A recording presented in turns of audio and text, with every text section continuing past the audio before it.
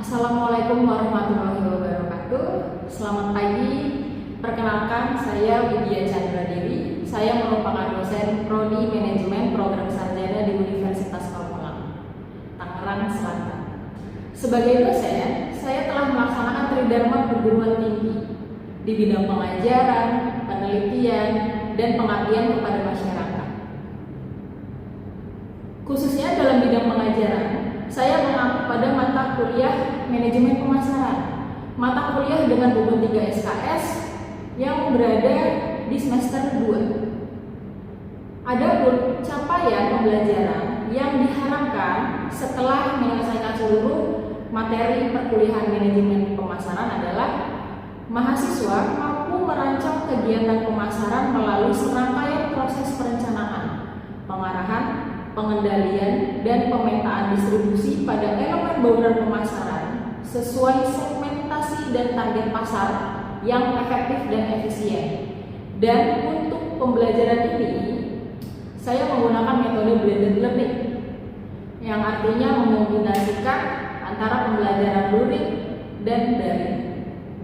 Untuk pembelajaran luring, saya melakukan pembelajaran tatap muka di kelas, dan untuk pembelajaran daring saya melakukannya dengan menggunakan sistem LMS, yaitu Learning Management System yang terdapat pada Universitas Pamulang.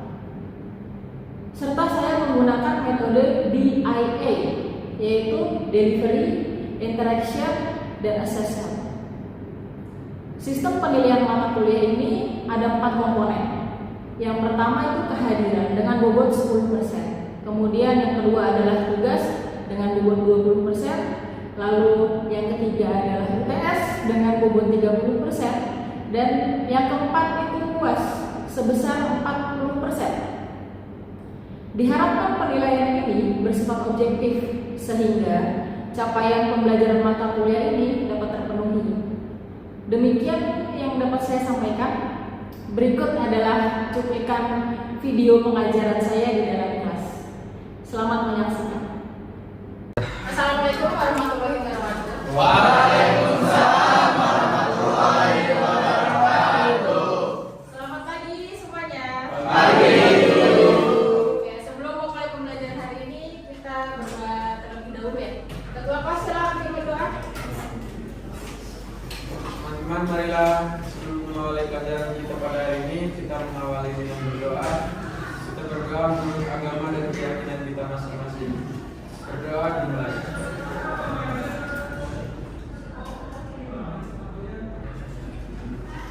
Berdoa selesai. Terima kasih. Ketua kelas. Oke, teman-teman. Sebelum memulai perkuliahan, kita redaksi dulu. Boleh langsung diisikan aja masing-masingnya.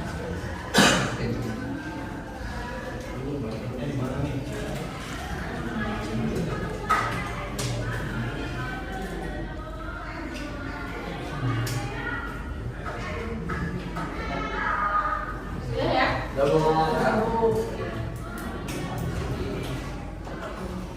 Nah, untuk hari ini di mata kuliah manajemen pemasaran, kita akan membahas tentang produk life cycle. Tujuannya materinya adalah agar teman-teman ini bisa menganalisa daur hidup produk. Kayak gimana sih perjalanan hidup produk dari awal sampai di akhir? Produk life cycle. Daur hidup kayak apa sih? Ada yang tahu kan? Gimana daur hidup itu?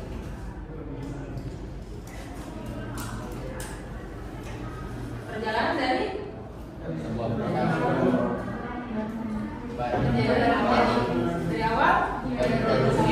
dari awal sampai akhirnya kapan sih akhirnya? Dijual ternyata. Produk recycle itu akhirnya adalah dia antara hilang atau dia akan digantikan atau dia akan berinovasi. Dan yang akan kita bahas ini adalah bentuk kurvanya. Nah, kayak gini deh bentuk kurvanya ya. Di sumbu Y ini ada sales. Sales ini adalah penjualan. Jadi penjualannya dari 0 sampai hingga entah sampai berapa dia lakunya. Nah, yang di garis X ya, ini ada time, ada waktunya. Dari 0, dari awal kali dia mulai jualan, mulai produksi sampai akhir. Nah, kapan akhirnya? Nah, ini akan kita hitung nih. Kapan akhirnya? Bagaimana akhirnya? Kurvanya kenapa gini sih? Kenapa dia ke bawah ya? Ke bawah kan minus ya biasanya ya? Kenapa nih kayak gini? Karena dia adalah perkenalan, benar. Intro itu perkenalan. Nah, di perkenalan itu masih negatif. Kenapa negatif? Karena itu masih rugi sebenarnya. Masih rugi. Kita masih harus punya uang cadangan di sini. Ini masih perkenalan. Di sini masih susah banget, masih kerja keras kita di sini. Masih harus keliling sendiri, posting sendiri, jualin satu-satu ke teman-teman. Itu di intro nih. Jadi belum bisa ngarep yang untung banyak banget. Balik modal aja kita udah syukur nih di intro. Nah, kemudian kalau udah intro ke drop adalah nah, kalau tadi di intro ini kita masih yang susah banget, kalau di sini kita udah mulai bisa ngerasain keuntungan nih, punya keuntungan berapa itu udah bisa gitu. Udah banyak yang tahu, udah banyak yang beli, tapi pesaing mulai datang. Tadi pas di intro orang-orang akan meremehkan. Emang laku ya jualan kayak gitu? Nah, pas di sini yang tadinya ngomong kayak gitu, dia laku ya, kita ikutan yuk. Nah, di sini nih ancamannya adalah pesaing. Jadi kita mesti lanjut terus nih, nggak bisa berhenti. Kita udah terkenal tapi kita nggak bisa berhenti. Justru di sini makin berat sebenarnya. Tapi udah ada untungnya. Kalau udah tidur, kita ke mature adalah level kedewasaan. Dewasa itu maksudnya dan kita udah bisnis kita udah mapan, udah tahu untungnya berapa, udah stabil banget, pokoknya udah enak, udah bisa ditinggal, udah bisa liburan nih teman-teman ibaratnya, udah enak banget. Nah, tapi di masa dewasa ini juga mesti hati-hati. Justru di masa ini ancaman sesungguhnya nih. Kalau kita udah tenang di atas, kalau ada tiba-tiba pesaing yang bisa menggantikan, itu bahaya.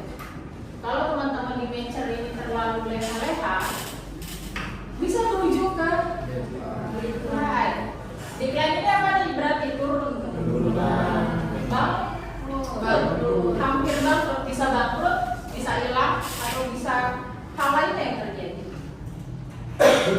Jadi ini kurva ini adalah daun hidup produk. Dari awal perkenalan dulu nih orang-orang banyak yang tahu. Akhirnya kita udah nggak usah iklan di sini, orang udah nyari nih. Tapi kalau kita terlalu santai di sini, hati-hati nih. Bisa tiba-tiba ada pesaing yang datang, kita lupa berinovasi, jadinya turun. Di dalam produk lifecycle kalau ini ada evolusi penjualan dan profitabilitas evolusi. Nah, ini perjalanannya. Profit, jadi keuntungan udah pasti banget ya. Dan yang rugi dulu nih kita. Berapa lama sih ruginya? Untuk memastikan kita ganti bisnis atau enggak, ini di sini. Ini biasanya 5 tahun. Kita harus tahan banting nih, berdarah-darah gitu. 5 tahun bagian itu. Terus baru kalau misalnya kuat, langsung ke drop, mature. Nah, ini memutuskan kalian akan decline atau enggak, dan decline dengan cara yang gimana nih nanti. Kreativitas dan inovasi ini pasti nih. Ini udah harus dari intro bahkan sampai seterusnya. Produk itu kalau udah begitu. Bahkan kayak makanan itu yang toppingnya jadi bervariasi, rasanya bervariasi, gitu ya. Ukurannya ada bonus segala macam. Setiap tahap butuh strategi pemasaran yang berbeda. Nah, ini beda-beda ya. Di intro ini masih kepake semua nih. Kita masih mikirin harga, mikirin tempat yang mau jualan di mana, promosinya kayak gimana, itu semua masih diurusin. Kalau di pertumbuhan, ini kita nggak usah bingung di harga, karena di sini orang udah beli lah. Kita nggak usah mikirin harga, kita mau dimurahin atau dimahalin, nggak usah itu, kamu udah punya kualitas di sini. Udah di mature ini adalah bagian dimana kita harus mulai inovasi nih. Mumpung uangnya lagi banyak banget, jadi jangan dipakai aneh-aneh, tapi ini pakai untuk inovasi selanjutnya. Mau ngapain? Mau ngapain? Mumpung nggak nyampe, buka uangnya. Kalau bisa dia langsung 12. Lalu kalau diklaim, ini bisa galian produknya hilang dan image atau diakuisisi orang lain juga. Bisa kayak gitu. Nah, kemudian ini juga integrasi dengan 4 atau 7P dan STP. STP itu segmentation, targeting, dan position. Sampai sini ada pertanyaan? Ya, silakan. Oke. Itu integrasi dengan 4-7P itu apa? Nah, bukan 4/7 ya teman-teman, ini 4 atau 7P gitu ya. Kalau 4/7 jadi angka, itu nanti 4 atau 7 itu kalau dalam pemasaran ada yang namanya bauran pemasaran. Nah, bauran pemasaran itu kalau 4P itu ada produk, ada price, ada people, ada bukan people, apa promotion dan shares. Tuh, nah kalau 7 nambah 3 lagi. Tadi people, proses, dan physical evidence. Nah itu harus dipakai di sini nih. 4 atau 7P. 7P dipakainya kapan? Kalau produknya berupa jasa. Kalau 4P, kalau produknya itu berupa barang. Kalau yang bentuknya layanan, menjual layanan, jasa-jasa, konsultasi, terus jasa ketik, terus jasa menggambar, jasa apa lagi sekarang ya? Kayaknya banyak nih Gen Z itu idenya ada aja gitu jualan. Just tip, itu kan just tip ya, itu masuk ke SP. Yang dijual barang, beli barang, tapi kan di situ kalian menjual jasa. Itu ya saudara Rifki, jadi saudara ya. Lanjut ya. Nah, strategi di setiap tahap. Tadi udah kurvanya, ini adalah tahapannya. Strateginya di perkenalan, nah ini nih, skimming atau penetrasi, fokusnya di kesadaran dan edukasi. Jadi nggak usah ribet nyodorin produk, tapi kita edukasi dulu, bikin orang sadar dulu. Bikin sadar apa? Sadar merek kita, sadar produk yang kita jual itu apa. Nah edukasi ini penting. Misalnya teman-teman jualan apa ya, minuman kopi. Nah minuman kopi edukasinya adalah soal biji kopi terpilih, soal biji kopi yang di Indonesia itu ada apa aja, soal kebaikan dari minum kopi. Nah itu bikin edukasi kayak gitu. Nah di yang kedua, di growth, ini ada distribusi, ciptakan loyalitas dan diferensiasi, tingkatkan belanja iklan untuk menangkal pesaing baru. Nah ini di bagian pertumbuhan, menangkal pesaing baru ini kita belanja iklan, ini bikin ads, jadi sebanyak mungkin. Ada pakai ads, pakai influencer, terus pakai apalagi artikel, gitu. Jadi di sini di bagian sini itu kita lebih banyak belanja iklan. Jadi jangan sampai pesaing ini nyusut gitu. Jadi kita harus terus-terusan jor-joran iklannya, biar orang ingatnya kita aja. Mungkin teman-teman kadang suka lihat produk-produk yang dia kayaknya ada temponya ini berapa bulan, terus nih kayaknya postingan. Kayak dulu pernah ada apa ya, Starlet. Nah Starlet ketika buka sosmed itu yang keluar konten dia. Hotel kadang suka begitu. Restoran itu banyak banget. Nah distribusi ini jadi diperluas. Karena udah banyak yang kenal kan, udah ada yang tahu nih produknya apa, produk ini udah tahu. Bisa dibeli di mana sih? Nah ini distribusi, kita harus bikin konsumen bisa cepat dapat produk kita di mana. Bisa ada di minimarket terdekat. Kan biasanya gitu ya, bisa ditemukan di minimarket terdekat. Atau kalau film bisa Anda tonton di bioskop kesayangan Anda. Jadi yang terdekat. Yang ketiga, passion. Diferensiasinya kuat dan modifikasi produk. Modifikasi.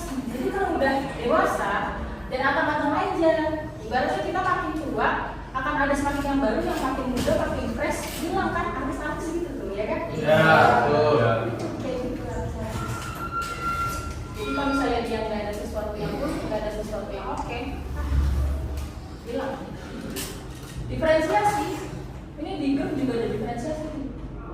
Kalau di Growth diferensiasinya itu adalah produknya, fokusnya di produk. Untuk membedakan dengan pesaing itu apa sih? Tapi kalau diferensiasi di Mature adalah bikin sesuatu yang beda, biar orang tetap di situ. Jadi kalau Growth itu, sini sama aku aja. Kalau di Mature, kita kan udah kenal lama, jangan kemana-mana ya. Ini Decline, ada harvesting, divestasi dan revitalisasi. Harvesting itu adalah ada produk, dia masih ada yang pakai, tapi tidak produksi lagi.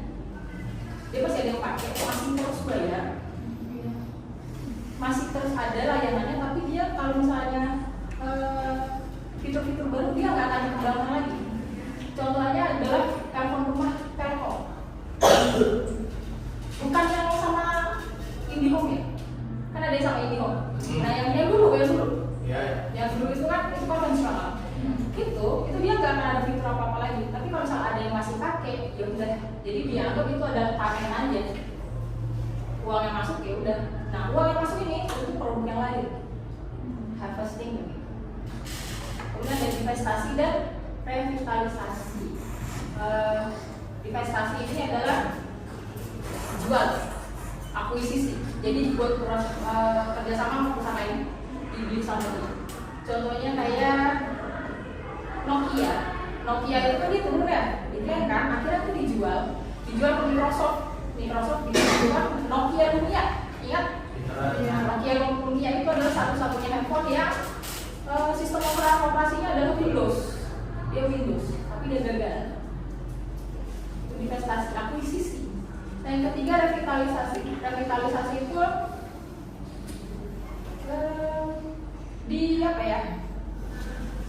bikin image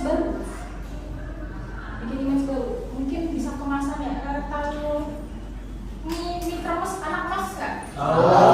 Sekarang ada lagi dia dengan kemasannya baru. Kemasannya beda. Oke, sampai sih. Ada yang mau ditanyakan?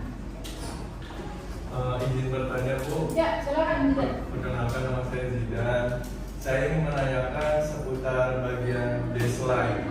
Decline. Ya, decline. Itu yang tadi yang udah Ibu jelaskan tentang harvesting dan juga divestasi dan revitalisasi.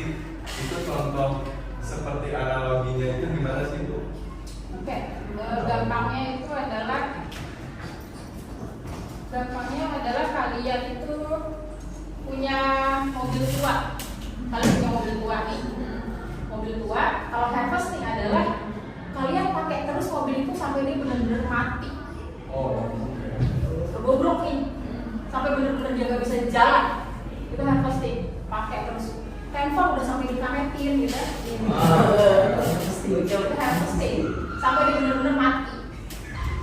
Nah kalau divestasi, tadi mobil yang tadi, wah mobil udah tua nih, udah 30 tahun, jual aja deh. Jual ke kolektor biar diurusin sama yang emang mau ngurusin. Biar ada nilai lebih lah, terserah mau diapain. Itu. Nah, bagian revitalisasi adalah mobil tua diurusin jadi antik kan? Jadi bagus, jadi unik, jadi antik. Itu contoh analoginya gitu. Oke, terima kasih Bu. Sama-sama. Lanjut ya. Variasi dulu dan era digital. Ada dua, ada yang tradisional dan di era digital. Yang variasi non tradisionalnya adalah siklus bangkit setelah turun, yaitu bangkit setelah turun. Jadi dulu pernah tinggi banget, kemudian hilang, sekarang naik lagi. Apa sekarang? Dulu pernah hilang, sekarang banyak lagi yang canggih. Ada tau nggak? Ada tau nggak? Indomie cabai hijau. Iya, cabai. Enggak, itu tidak yang hilang. Ini hilang. Saya lihat. Vinil atau vinil kan? Piringan hitam. Nah, itu sekarang lagi naik lagi. Sekarang tuh lagi banyak banget yang pakai. Lalu itu kan, itu identik dengan orang tua, opa gitu ya. Nah sekarang anak muda itu pakai vinil, mereka bikin ini bangkit setelah turun, dulu pernah ditinggalkan.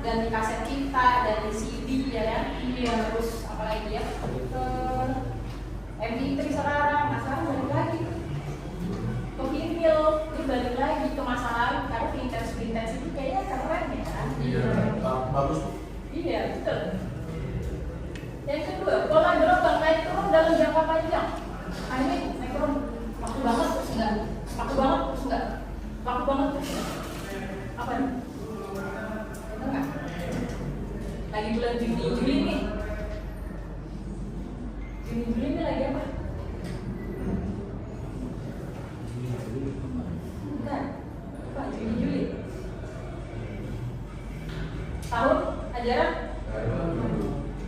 baru biasanya pada beli apa? Buku. Nah, sepatu ya kan? Nah ini nih. Naik turun jam 8 jam. Ada terus dia selama di sekolah. Iya benar. Biasanya musim-musim aja jadinya. Natal, tahun baru, lebaran, ya kan? Nah itu. Sini next. Nah ini yang dia ada kita. Akselerasi tahapan produk digital mencapai puncak dalam hitungan minggu. Cepet banget loh. Pokoknya kalau udah digital itu kayak cepet banget ya nyampe ke kita. Pengaruh media sosial, viral marketing mempercepat adopsi dan penurunan. Pokoknya viral-viral ini heboh banget ya. Apalagi promo-promo gitu ya. Oke, bagian ini sampai sini ada yang mau ditanyakan? Silakan Intan. Saya masih belum paham tentang pengaruh media sosial viral marketing yang cepat adopsi dan penurunan. Itu maksudnya gimana ya, Bu? Oke, ini ya. Kalau viral cepat orang adopsi tapi cepat juga turun. Kenapa tuh? Gini. Ada orang jualan pancong lumer. Tadinya nggak viral nih, nggak viral kan? Tiba-tiba dia datang bikin konten viral tuh.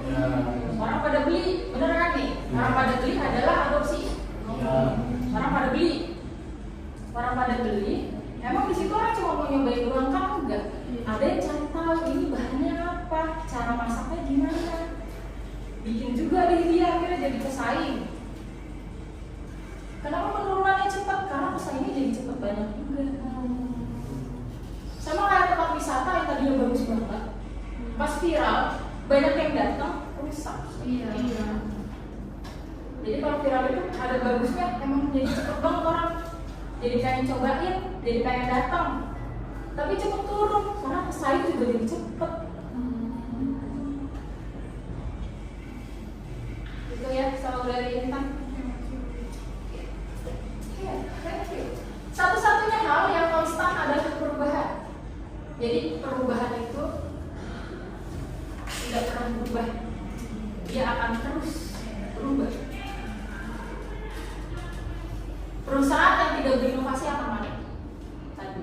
Jadi kalau misalnya udah di intro kita udah capek-capek kan ya, udah kerja keras, bikin produk dikenal, terus grow laku, udah banyak yang tahu, banyak yang jual lagi, banyak yang beli, di measure pemasukan udah oke, udah bisa beli apa aja kita. Tapi kalau terlena, masuk ke decline, mau ngapain nih? Didiemin sampai habis, kita jual ke orang lain, atau mau kita bikin sesuatu image baru ya. Oke, sampai sini masih ada yang mau bertanya? Terima kasih semuanya. Kalau begitu kelas saya akhiri, mari kita ucapkan terima kasih semuanya, selamat pagi.